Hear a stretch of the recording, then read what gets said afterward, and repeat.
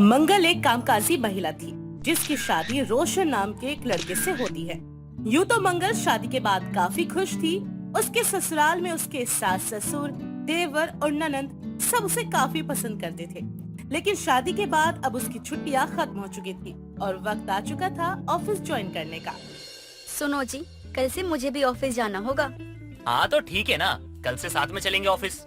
अब मंगल इस बात से खुश थी कि उसके ससुराल में सभी उसकी कितनी केयर करते हैं। अगले दिन सुबह सुबह जल्दी उठकर मंगल और रोशन अपने ऑफिस के लिए निकल जाते हैं। जाने से पहले मंगल सभी के लिए खाना तैयार करके चली जाती है, लेकिन रात में आते आते उसे काफी देर हो जाती है। यहाँ से तो ऑफिस जाने में बहुत वक्त लगता है। यहाँ से तो ऑफिस का डिस्टेंस बहुत ज्यादा है। 8 बज गए हैं, मैं अभी तक घर नहीं पहुँची हूँ। अब जाकर सभी के लिए खाना भी बनाना पड़ेगा। हाँ रोशन, क्या हुआ? कहाँ रह गई हो तुम? यार बस रास्ते में हूँ, आने में काफी देर हो गई है ना। सभी खाने का इंतजार कर रहे होंगे। अच्छा ठीक है, आराम से आ जाओ, कोई दिक्कत नहीं है। मंगल यूँ तो चिंता में घर आती है, लेकिन घर आकर देखती है कि उसकी सास ने घर का सारा खाना बनाया होता है। सभी लोग ड्राइंग रूम में बैठे होते हैं। मंगल को देखकर सभी खुश होते हैं, लेकिन मंगल हैरान हो जाती है। ये खाना किसने बनाया? और कौन ही बनाएगा बहू, मैंने बनाया है। माँ जी मुझे माफ करना, खाना तो मुझे ही ऑफिस से आकर बनाना चाहिए था, लेकिन ऑफिस से आने में मुझे देर हो गई। अब मेरे मायके से तो ऑफिस पास था, लेकिन यहाँ से बहुत दूर है, ऊपर से ये ट्रैफिक। अरे बहू, क्यों परेशान हो रही है? किसी ने तुझसे कोई शिकायत की है क्या? और वैसे भी तुम्हारी अभी नई नई शादी हुई है, इस बात को हम समझते हैं। अभी तुम्हें इस घर के तौर तरीके सीखने में समय लगेगा।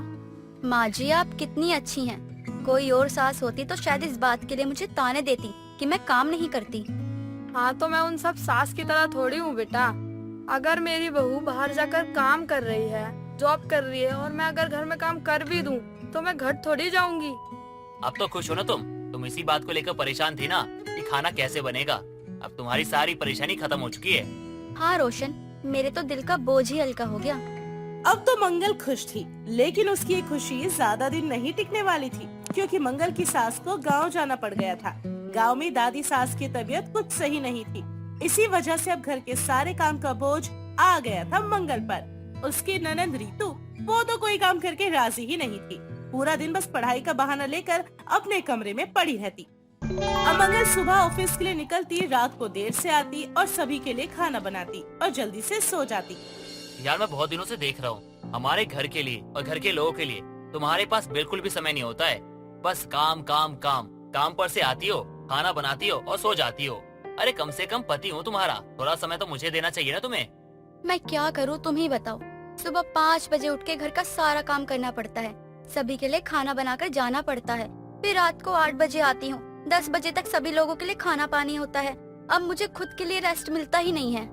अगर ऐसा ही चलता रहा ना तो खुद बीमार हो जाओगी। तो फिर तुम ही बताओ क्या करूँ। तुम्हारी बहन तो किसी काम को हाथ लगाने को खुशी नहीं है। उसे ये नहीं दिखता कि मैं सारा दिन ऑफिस में काम करती रहती हूँ, फिर घर पे आके खाना बनाती हूँ। कल से एक काम करना, सुबह ही खाना बना के रख देना और रात को गर्म करके दे देना। रात में आकर ना बनाना मत, किसी को पता नहीं चलेगा, खा लेंगे सब। और पता चला भी ना तो कोई दिक्कत नहीं है। सही कहते हो, ये आइडिया मेरे दिमाग में क्यों नहीं आया पहले। अब तो मंगल बहुत खुश थी कि रोशन ने उसकी सारी परेशानी दूर कर दी। अगले दिन वो सुबह उठती है और सभी के लिए खाना बनाने के साथ साथ रात का भी खाना बना देती है। रात को आकर वही खाना खाकर वो सो जाती है और अब कुछ दिन तक यूं ही चलता रहता है। लेकिन एक दिन उसकी ननंद रीतू उससे कहती है, भाभी आप ये क्या रोज रोज सुबह डिनर बनाकर चली जाती हो? हमारे घर में कोई भी बासी खाना नहीं खाता, सभी के लिए खाना बनाया करो ताजा ताजा। रीतू, तुमसे खुद तो कुछ काम होता नहीं है और मैं ऑफिस से काम करके आती हूँ। ऑफिस सुबह सुबह घर का काम करके जाती हूँ, तुम्हें वो नजर नहीं आता? देखो भाभी, पापा को इस तरह से रोज बासी खाना खाने की आदत नहीं है, उन्हें पेट में परेशानी हो जाएगी। हाँ भाभी, ये बात तो सही है। देखो अगर सिर्फ हमारी बात होती है हम तो एडजस्ट कर लेते, लेकिन बात पापा की सेहत को लेकर है, कुछ तो सोचना पड़ेगा। और पापा की सेहत को लेकर हम सह नहीं सकते कुछ भी। राम, तुम ही इसी की तरह बोलने लगे हो। अरे अगर ये परेशानी है तो मेरे आने से पहले तुम खुद मिलकर खाना क्यों नहीं बना लेते हो सभी के लिए? भाभी अगर हमें खाना बनाना आता तो क्या हम आपको ये बात कहते? खुद सोचो। अब ये भी मेरी गलती हो गई। आने दो रोशन को, तब देखते हैं क्या किया जा सकता है। मंगल उस दिन घर पर जल्दी आई थी। उसने सोचा घर जाकर थोड़ा आराम कर लेगी, लेकिन उस दिन उन लोगों की बातों से मंगल का दिमाग तो और भी ज्यादा खराब हो गया। अब तो उसे गुस्सा आ रहा था। खैर रात में रोशन भी घर पर आता है और मंगल उसे सारी बातें बताती है। ओह शिट, मैं ये कैसे भूल सकता हूँ कि पापा की सेहत खराब हो सकती है। क्या किया जाए? एक काम करते हैं, खाना बनाने के लिए किसी को रख लेते हैं और घर के काम भी कर दिया करेगी वो। सुबह का खाना बना देगी और रात का खाना, और थोड़ा बहुत हल्का हल्का काम भी तुम कर लेना। और सुबह का खाना और सुबह का और रात का खाना भी बना दिया करेगी, और थोड़ा बहुत जो काम बचेगा वो तुम देख लेना। इससे तुम्हारा काम हल्का भी हो जाएगा। ठीक है, वैसे तो मुझे कभी किसी के हाथ का खाना जमता नहीं है, लेकिन अब हमारे पास कोई और ऑप्शन भी नहीं है। मंगल और रोशन को जल्द ही एक खाना बनाने वाली मिल जाती है, जिसका नाम होता है फूल। दोनों फूल से मिलते हैं और काम की बात करते हैं। फूल क्या, तुम सुबह 7 बजे से पहले आकर खाना बना दिया करोगी? हाँ दीदी, क्यों नहीं। अरे हमारा तो काम ही यही है, आप जिस वक्त कहेंगे हम उस वक्त आ जाएंगे। तुम्हें सारा खाना बनाना आता है ना? अरे हाँ दीदी, Indian, Chinese, south Indian, Italian, ये सब आता है हमको बनाने। बस आप एक बार बता देना। चलो सही है, फिर कल से तुम सुबह 7 बजे आ जाना। मंगल अब खुश थी। अब उसे सुबह डिनर नहीं बनाना पड़ता था, क्योंकि अब फूल खाना बनाने के लिए आ जाती थी। अगली सुबह फूल आती है। दीदी क्या बनाना है आप बता दो हमको। सभी के लिए दाल और रोटी बना दो। अच्छा ठीक है, आपके ऑफिस जाने से पहले ही ना आपको खाना पैक मिल जाएगा।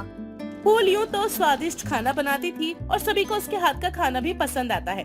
कुछ दिनों तक तो सभी बड़े चाव से खाना खाते हैं, लेकिन उन्हें समझ में आता है कि खाने में फूल ज्यादा मसाले डालती है। दीदी गरम मसाला, सांभर मसाला और छोले मसाला ये सब ना खत्म हो चुका है, तो आप ना आते टाइम लेते आना। क्या सारे मसाले खत्म हो गए हैं? लेकिन 15 दिन पहले ही तो मैंने सारे मसाले रखे थे, इतनी जल्दी कैसे खत्म हो गए? अरे अब दीदी खाना बनाएंगे तो मसाला तो डालेंगे ही ना।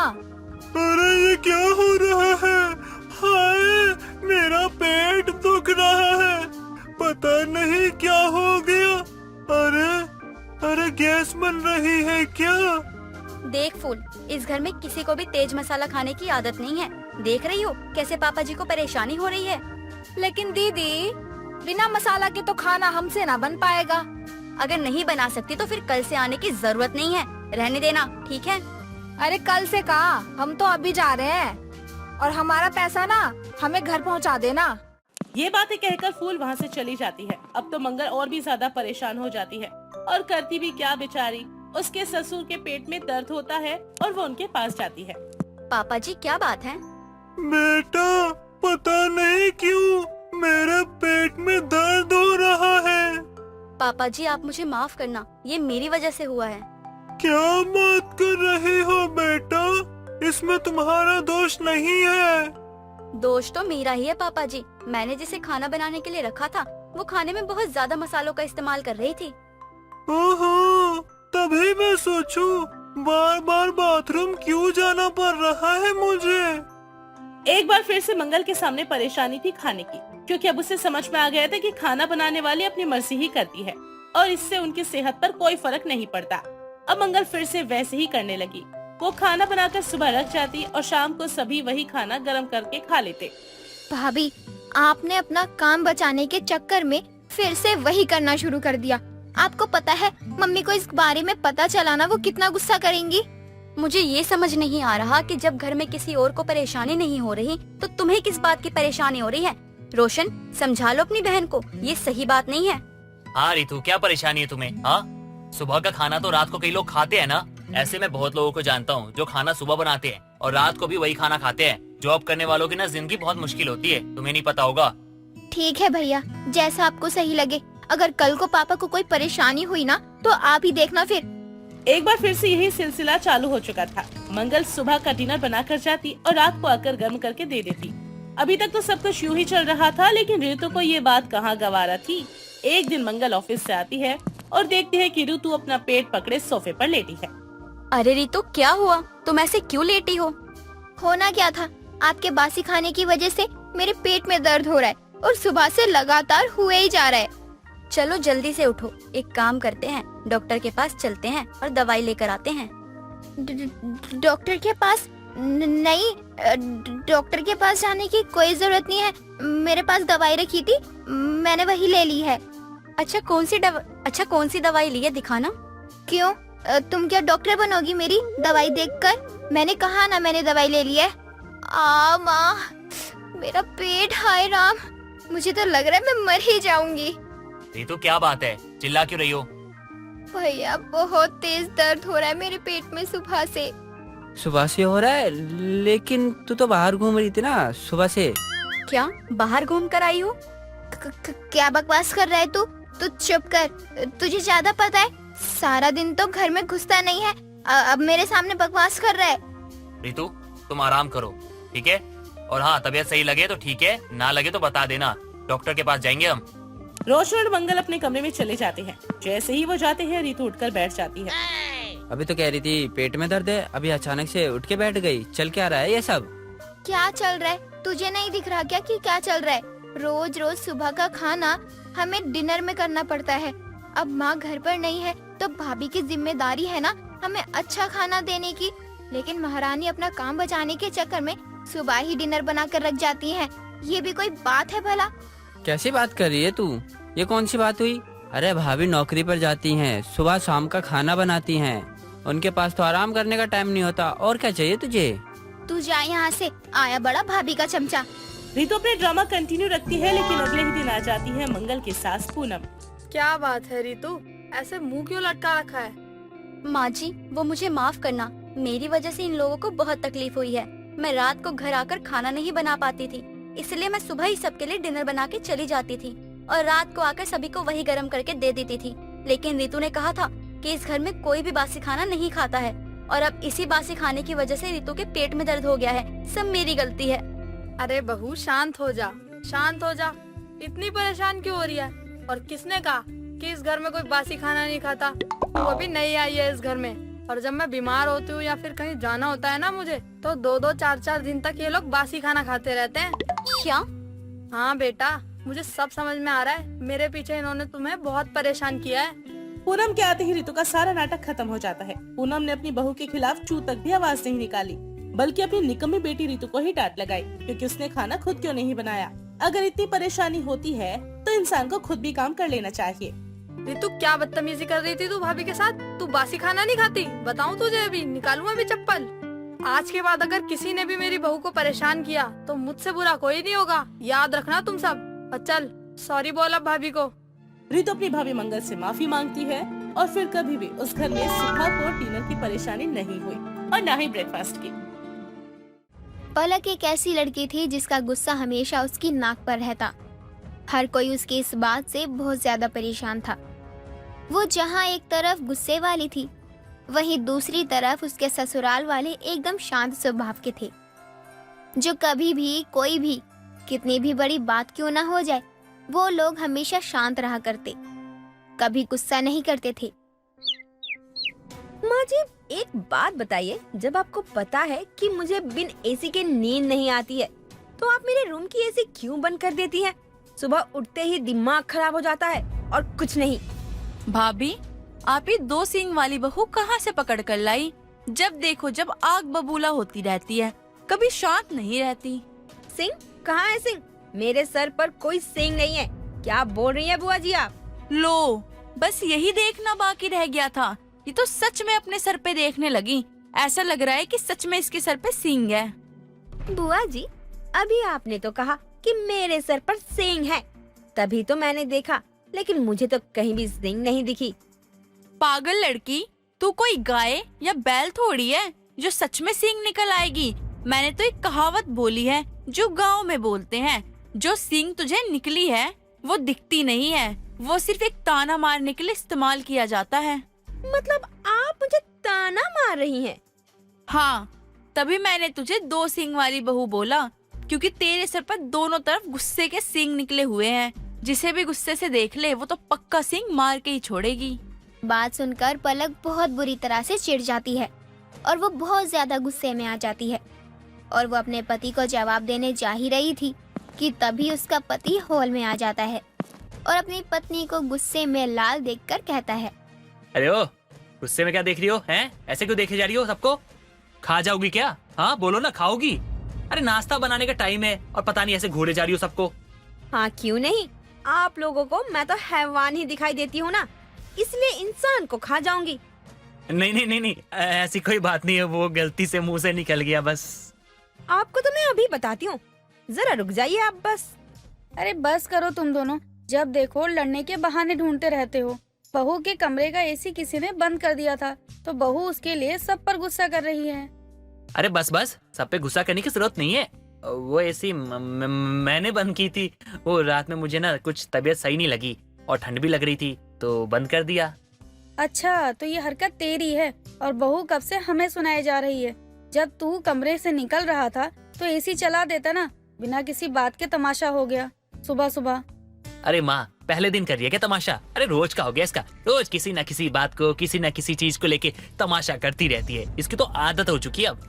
सागर अपनी बात खत्म करके अपने कमरे में चला जाता है, लेकिन पलक के गुस्से में कोई दुहार नहीं होता, बल्कि वो वक्त के साथ और ज्यादा बढ़ जाता है। उसके ससुराल वाले उसके गुस्से से बहुत ज्यादा परेशान रहा करते। वो उसे बहुत ज्यादा समझाया करते, पर उस पर किसी भी बातों का कोई असर नहीं होता। एक दिन वो अच्छे से तैयार होकर सबके साथ पार्टी में जाती है, जिसमें पलक बहुत ज्यादा सुंदर लग रही थी। तभी एक मासूम सा बच्चा भागते हुए पलक से टकरा जाता है, जिसके हाथ में एक जूस का ग्लास था, जो पलक की साड़ी पर गिर जाता है। तभी पलक का चेहरा एक बार फिर से गुस्से में लाल हो जाता है। अबे ओ अंधे की औलाद, तुझे दिखाई नहीं देता क्या? मेरी पूरी की पूरी साड़ी खराब कर दी। देखकर नहीं चल सकता, अंधा कहीं का। अरे गंदी मुंह वाली आंटी, कान छोड़ दे, दर्द हो रहे। अरे मैं अपनी मम्मी को बोल दूंगा। अरे मम्मी कहाँ चली गई? अरे बेटे को मार देगी, ये कहाँ हुआ? पलक, ये क्या कर रही हो? छोड़ दो इसे। अरे अरे छोड़ो इसे, अरे दर्द हो रहा है इसे। बच्चा यार, छोड़ दो यार। सागर सही कह रहा है, बहू छोटा सा बच्चा है वो। अगर उसकी माँ आ गई तो फिर बिना बात के तमाशा हो जाएगा। नहीं माँ जी, बिल्कुल भी नहीं। इसने मेरी पूरी साड़ी खराब कर दी। आपको पता है ये साड़ी कितनी महंगी आती है? अरे बहू, मैं तुझे दूसरी साड़ी ला दूंगी, वो भी इससे महंगी, पक्का। अब जाने दे, तमाशा मत कर, सब हमारी तरफ घूर रहे हैं। अरे गंदे मुंह वाली आंटी, आने दो मेरी मम्मी को, तब आपको बताता हूँ आपने मेरे कान कैसे खींचे। बच्चा बहुत ही ज्यादा बुरी तरह से रोने लगता है, और तभी उसकी माँ वहाँ आती है और देखती है कि पलक ने उसके बच्चे का कान बेरहमी से पकड़ा हुआ था, और वो पलक को जोरदार धक्का देती है। तभी वो मुंह के बल जमीन पर गिर जाती है। तूने मुझे धक्का मारा? तेरी इतनी हिम्मत? तेरी हिम्मत कैसे हुई मेरे बच्चे के कान खींचने की? ये सोच, मैंने सिर्फ तुझे धक्का मारा है, तुझ पर हाथ नहीं उठाया। इतने छोटे बच्चे के कान खींचते हुए तुझे शर्म नहीं आई? अच्छा, मैंने कान खींचे तेरे बच्चे के, तो मुझे शर्म आनी चाहिए। और तेरे बच्चे ने इतनी महंगी साड़ी खराब कर दी, उसका क्या? तू देगी पैसे? एक साड़ी के लिए तूने मेरे बच्चे को तकलीफ दी। ये ले अपने साड़ी के पैसे, ले लियो अपने लिए नई साड़ी, पत्थर दिल औरत कहीं की। कीर्ति पलक के गुस्से का मुंह तोड़ जवाब देकर चली जाती है, और पलक को ये देखकर और ज्यादा गुस्सा आता है, और वो जैसे ही कीर्ति को जवाब देने जाने लगती है, तभी सागर उसे रोक लेता है और गुस्से भरी आवाज में उससे कहता है, अरे बंद कर दो तमाशा, घर चलो आप चुपचाप से। मैं यहाँ आप लोगों के साथ आया था, सोचा था इज्जत बनेगी, लेकिन नहीं, यहाँ तो मेरी इज्जत बर्बाद कर दी मेरी पत्नी ने। अब घर चलो, अब चलो ना घर, क्या मुंह देख रहे हो? अब सागर सबके साथ घर आ जाता है और पलक से कोई बात नहीं करता।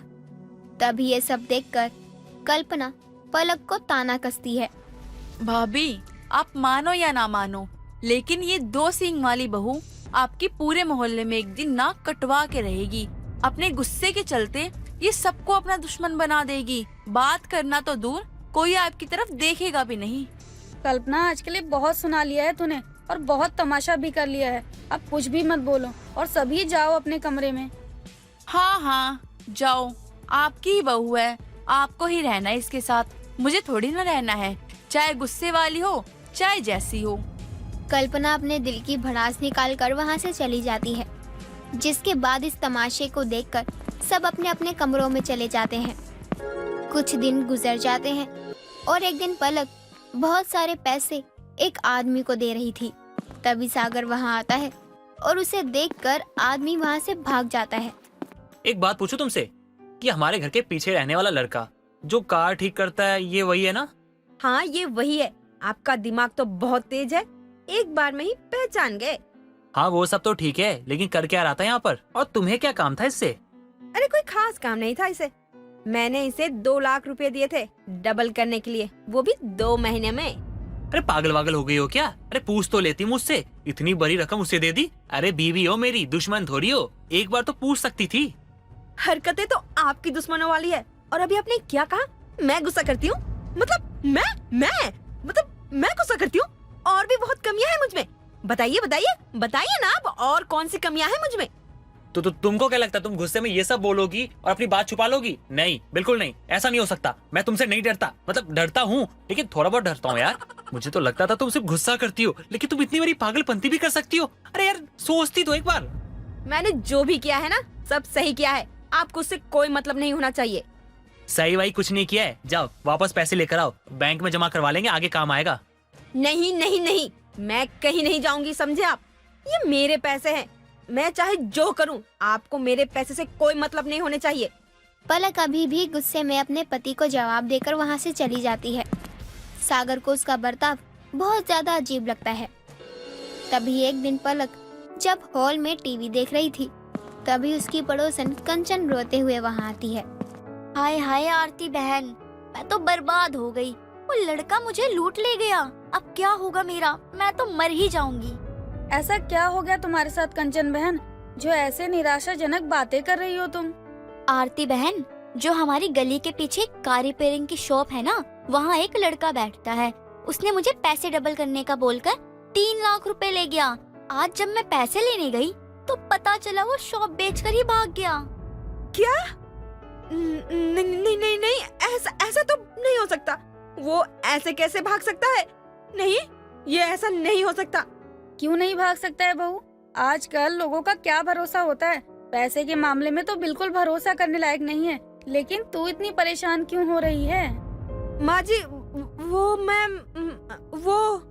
माँ ये क्या, हम भी परेशान होंगे। अरे पता है आपको, इसने उस लड़के को 2 लाख रुपए दिए थे और कहा था डबल कर दो। मैंने मना किया था लेकिन नहीं मानी। माँ आपको याद है दादाजी कहा करते थे ना, विनाशकारी विपरीत बुद्धि, वही हुआ इसके साथ। पलक अपने गुस्से के कारण अपना बहुत ज्यादा नुकसान करवा लेती है, जिसका अफसोस उसको बहुत ज्यादा होता है। जिसके बाद वो ये कोशिश करती है कि वो अब गुस्सा नहीं करेगी और अपने गुस्से पर काबू रखेगी।